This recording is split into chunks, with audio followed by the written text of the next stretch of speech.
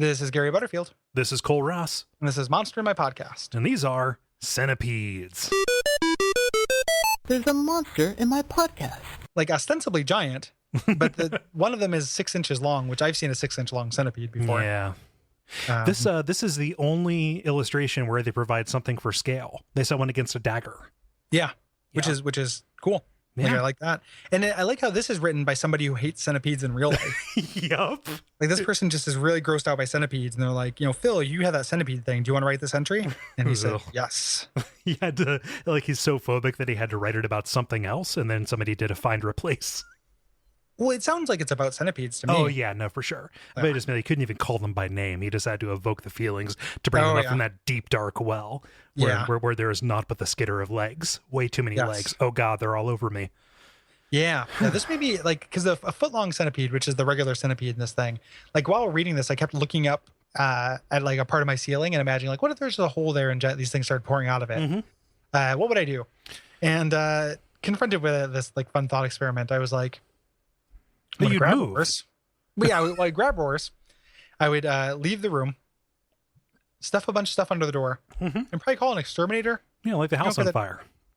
And then I had this idea of like the exterminator going in there and me just hearing like, what, my mask. And then, like terrible noises. And then just sending in a series of like experts until my room became this epicenter for like whatever this elemental plane of centipedes that opened to my ceiling was.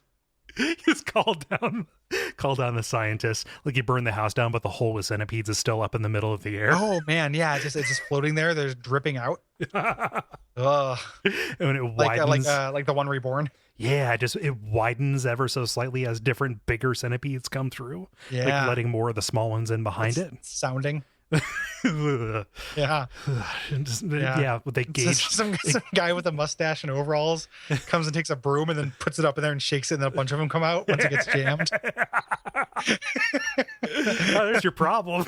Yeah, here's your problem. You got all scented up. You got peated up. It was impeded. The flow was impeded. That's Get a little it? joke. It is just because I went to DeVry doesn't mean I'm not smart. And he goes about his business. It was the most convenient option for me at the time. I had to support my kids. Don't judge. And then he goes back to opening up other portals around the world. This portal serviceman. So Gary, I think that you're a little bit more afraid of centipedes than I am. In the past, I've said I will let a centipede go because they eat other more dangerous things. Like a centipede in the basement is good because it gets rid of spiders and other stuff that kind of swarms and infests more. Yeah, I think I'm afraid of like the big ones too, right? Like you don't want a foot long. No, and I definitely don't want one of those. I don't want one of those like tropical ones that looks like it's made of paraffin. Oh, like I think the difference is when they get big enough that I could feasibly hear their legs moving in concert. Sure, that's when I kind of nope out of the situation. I mean, I'm not specifically. I just don't truck any bugs. Like it's not like it's. I recognize intellectually that this centipede will kill other things. Oh, but for like, sure, yeah. If I see a bug and then if I don't kill it and it leaves, then it's definitely crawling into my mouth while I'm sleeping. Like, of course, there's really no other explanation. So all bugs have to die in my room. My house, I am a little bit more like if it's in the living room or something, and I see a bug across the room. Yeah. I will either let it go or I will let Roars toy with it for sport, depending on how torturous and insane emperor I'm feeling. Yeah. But I'll let a bug go then because it's like I'm not down here all the time and this is where I sleep. But I can't have like tons of bugs where I sleep. Yeah, I can see that. I'm getting a lot of lizards lately. The Lazarus lizards are pretty active in the spring now. Weird. Yeah, they move out of the fucking swamp, Cincinnati boy. They sneak in, like they climb all up and down the house. When you look outside, sometimes it appears that the wall is breathing because there are so many lizards on it. Oh Jesus! Yeah, I'm exaggerating. I'm exaggerating a little bit, but every time you open the doors, like they want to get in because it's cool. It's like, no, you're gonna freeze to death, little buddy. And then you grab tongs and grab him by the tail, and then put him back outside. I'm not scared of lizards. Lizards seem cute. Oh, they're great.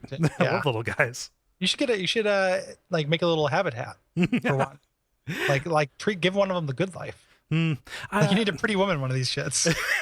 Big mistake. Big mistake, he says to like a robin outside. Brought to you by our backers at patreon.com/Duckfeed.tv.